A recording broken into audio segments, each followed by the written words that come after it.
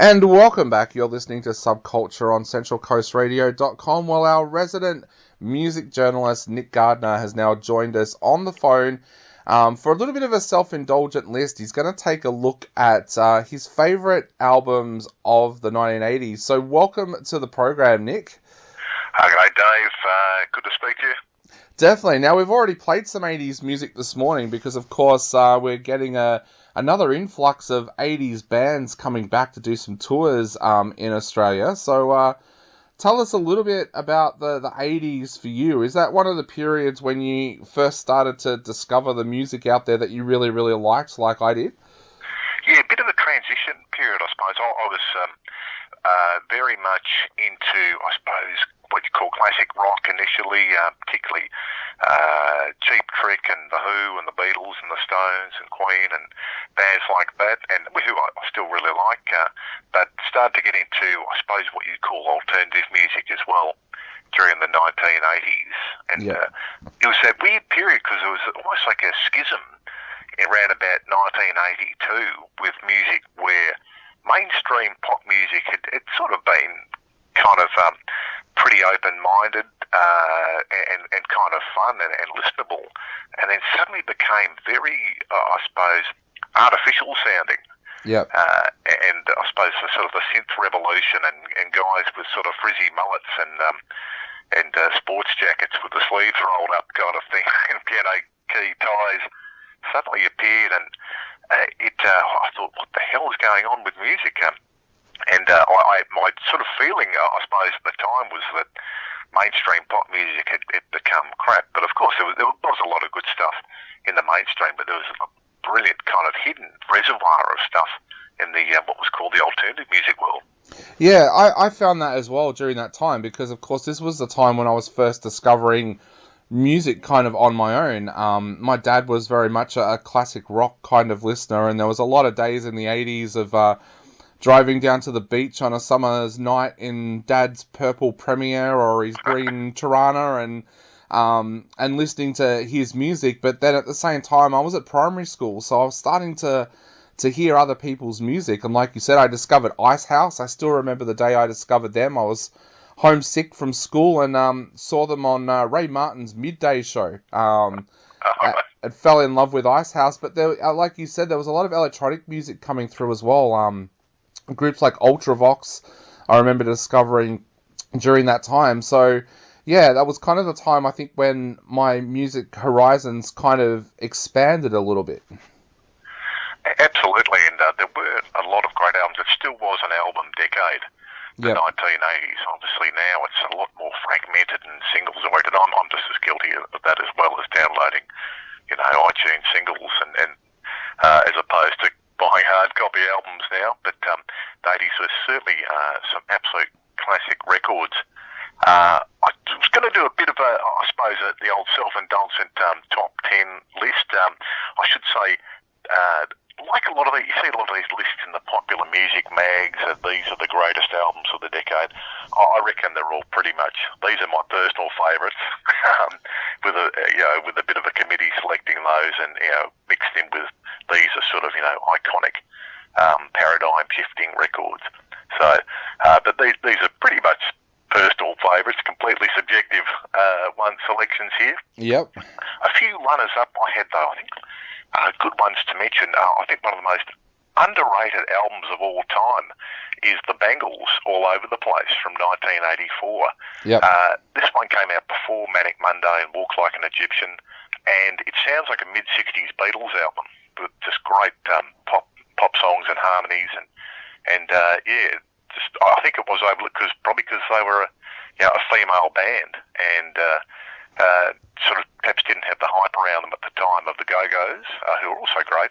But this is their best stuff, I reckon, by the Bangles. And they got a bit of a resurgence a few years ago with Gilmore Girls as well, because of course Lorelei Gilmore, the Bangles were her favourite band. So yeah, they got a little bit of a resurgence a few years ago.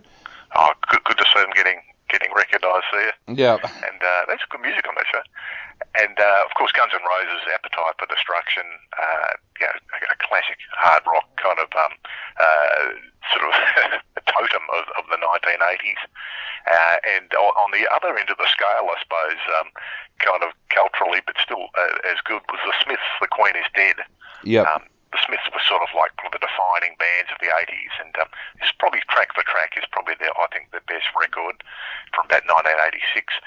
Another sort of slightly oddball one, Tom Waits' Rain Dogs, guy who's just been pumping out really interesting music for decades and doing weird appearances on the Don Lane show back in the early 80s.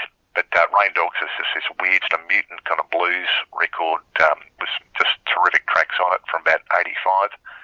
But I suppose a kind of rough top 10 I'd have in kind of ascending order. I'd have Boy by U2, their first full-length album, and really interestingly mixed, I suppose, in the wake of punk and sort of the coming kind of electronic sound. They had this sort of updated sound. It does sound a little bit dated now. It does sound very 80s now, but lots of great songs. There's great jagged guitar from The Edge, and that sort of impassioned vocals from Bono, and has some of their best tracks like Out of Control and ones like I Will Follow and so forth. Number 9, I'd have Sonic Youth Daydream Nation. This is the one that came between Sister and Goo, of course, coming out in about 1988, and it sounds like it too, because they've been a sort of a dark, experimental kind of noise rock band throughout the 80s, and then they kind of got progressively a bit more accessible. And Goo, of course, in about 1990 was a very accessible album and hugely successful, and kind of opened the gate to some extent for Nirvana's Nevermind. Yep. And Daydream Nation, I think it was a double album on vinyl, so it's sort of this epic tale of, I say, their sort of psychology and their sort of life in New York, and has lots of brilliant songs like Teenage Riot. Another sort of great, more experimental album is Public Enemy's It Takes a Nation of Millions to Hold Us Back from 88. I'm not a big rap guy. I don't know about you, Dave, if you're a huge hip-hop sort of fan. Not really. I'm into more of the old school kind of stuff, and of course a few things that have popped up on soundtracks over the years, but yeah, I'm not a big hip-hop fan. Yeah, I'm the same. I like a lot of the stuff from the 80s and 90s, but I don't really get into the current hip-hop. Maybe there's lots of great stuff that I just don't know about, and maybe I'm missing stuff when I'm listening to sort of the Kendrick Lamars and Kanye's, but it just, they sound like kind of just whitey adolescents to me, but they just don't sound anywhere near as forthright or convincing and musically and sonically inventive as a band like Public Enemy, as they did on the amazing It Takes a Nation of Millions album.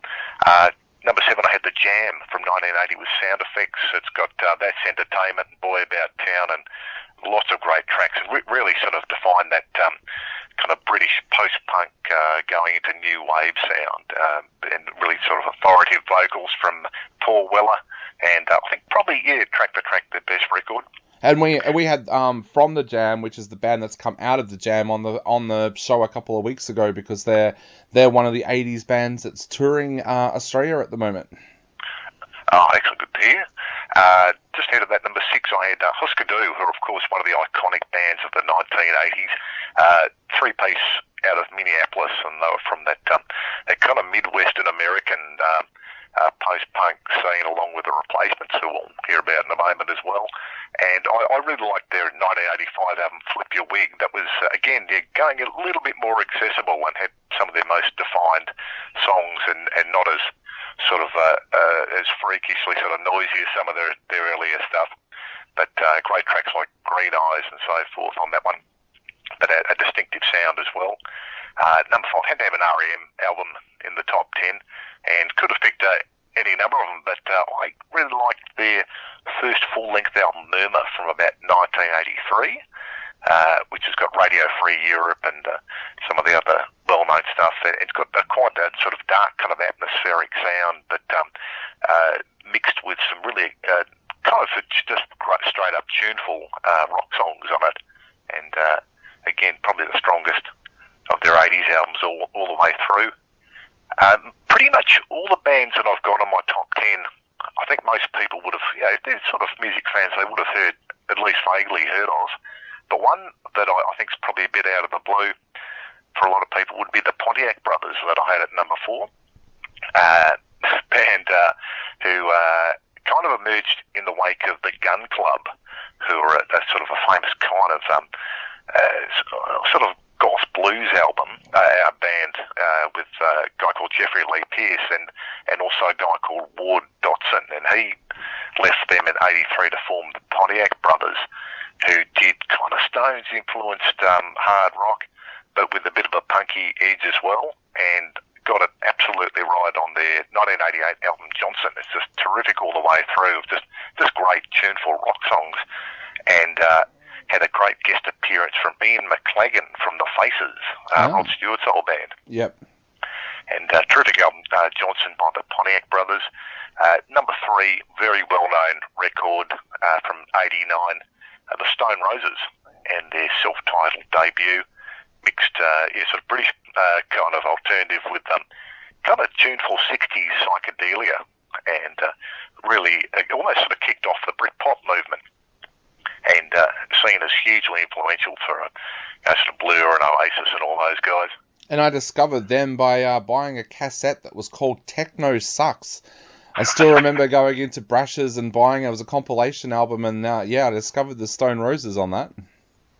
And a pretty good year for music, 1989, because my number 2 album came out that year, Doolittle by the Pixies.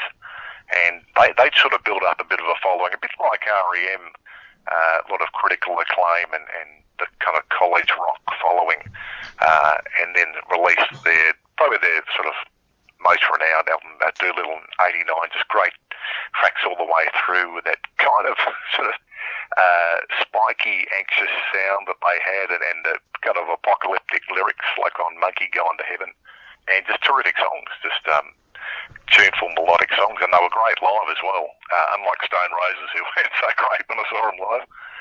But number 1, band I mentioned a bit earlier, and one of the sort of iconic alternative rock bands of the 80s was The Replacements, who were out of Minneapolis in Minnesota, and they'd sort of they were almost like Nirvana 10 years earlier, and they'd sort of built up this critical respect and following, and they were offered a major label deal, and they went to Sire Records in 1985, and it was expected they were going to be a big hit, and of course they were could be a bit wayward, The Replacements, and it suited their story that they didn't really sort of take off in the public mind, but recorded, I think, their best album, Tim, in 1985, which is sort of ragged hard rock and post-punk and power pop and moving ballads and snarky kind of novelty songs as well. And that's like in the space of about 3 years, they transformed into a band almost as sort of diverse as the sort of the Beatles, having started off a bit like a kind of Ramonesy punk band. So it's a remarkable growth because of Paul Westerberg, the lead singer's sort of phenomenal kind of interest and talent in different styles of music. Also has some of the worst album art cover though of all time. And they've re-released that particular record, Tim, in a massively expanded, remastered version called the Let It Bleed version. Yep. Which has got about 70 tracks on it or something. It's gigantic, and it's got sort of, I think they've kind of beefed up some of the sound as well, because they had fairly lo-fi production on a lot of their records, which kind of suited them, but I haven't heard all of the new version, but I think some of their sort of more anthemic hard rock tracks probably would benefit from that beefed up production. Definitely. Nick, why do you think the bands like we've mentioned today in this list are still so popular today when it comes to live shows? Of course, a few weeks ago we saw Motley Crue and Def Leppard fill up Marvel Stadium, and of course this week we've heard that 1927 and Boom Crash Opera and James Rain are heading back out there, and their shows are already selling out. What is it you think about this era and this music that still makes these bands so popular today? I think they built a live reputation as part of their overall sort of image and career early on. they were doing lots of gigs on the sort of pub circuits and so forth. So they'd proved themselves as live acts and had enough commercial success to garner a big audience. And there's probably a bit of an economics thing as well, that a lot of the people who first listened to them are now sort of middle-aged and slightly more well-to-do types who can buy concert tickets. Yeah. But I think they're just respected for their songwriting mostly, and people know they can deliver a good show. And it still surprises me, how good the shows still are. I remember I went and saw Whitesnake and Scorpions a few years ago, and of course both lead singers of those bands have had health issues over the years, but the show was still absolutely amazing. And I remember going and seeing Europe a few years ago at the Palais down at St Kilda, and they were like what they were when I saw them in the early 90s. They were just still energetic. I think we talked about it the last time you were on the show as well. Like, went and saw Alice Cooper, and he's in his 70s and jumping off amp stacks and stuff like that. It's like these guys just seem to keep going and going and going and still put on great live shows. Given that the rock and roll lifestyle is not known for it being particularly healthy, and you've got guys like that, and then Paul McCartney at 80 still cranking out 3-hour shows. Yeah, and Bruce Springsteen a couple of years ago I went and saw, and that was a 3-hour show, and I'm hearing rumours that the Stones are gearing up for a tour off the back of their new album, so yeah, I think we all are going to have to save a little bit of money over summer if we're going to go and see all of these shows next year. And Keith Richards has celebrated his 80th birthday. I mean, if you'd put money on that, sort of back in the 70s, you'd be employing Bill Gates as your butler about now, I think. Definitely.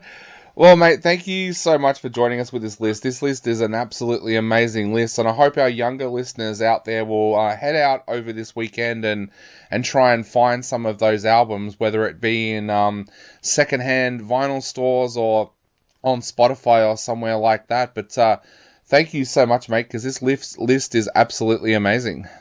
Oh, thanks, Dave. Yeah, I hope it provides a bit of food for thought. I mean, that's only scratching the tip of the iceberg of just all the great albums that came out in the 80s. I mean, you've got, sort of Talking Heads and all sorts of bands like that as well. And that's pretty much within the kind of, I suppose, white boy rock genre that I've mostly concentrated. And there's all sorts of, I haven't even sort of, got into sort of goth or speed metal or anything like that, which I'm not hugely into, but I'm sure people have got, reams of great records they're into in those genres as well. Definitely, and you've mentioned Talking Heads. I have to ask now, did you watch the Mushroom 50 concert the other night, and if so, what did you think? I saw it. I had to sort of duck in and out of it. I had sort of various things going on. I thought Dan Sultan was terrific. Yep. His version Took the Children Away, and Christine Anu as well was great, and yeah, the various sort of cover versions were quite good. It was a little bit like sort of the commercial radio lineup of about 1988 on there. But yeah, that's a golden period for Mushroom Records, and I just think a really nice celebration, and it just showed.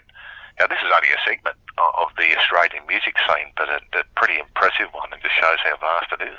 Definitely, and I think having Lee Simon there also added to that feel that you were listening to a radio show back in the 80s or 90s, because, of course, for a lot of people my generation, Lee Simon was the voice of modern music in those days.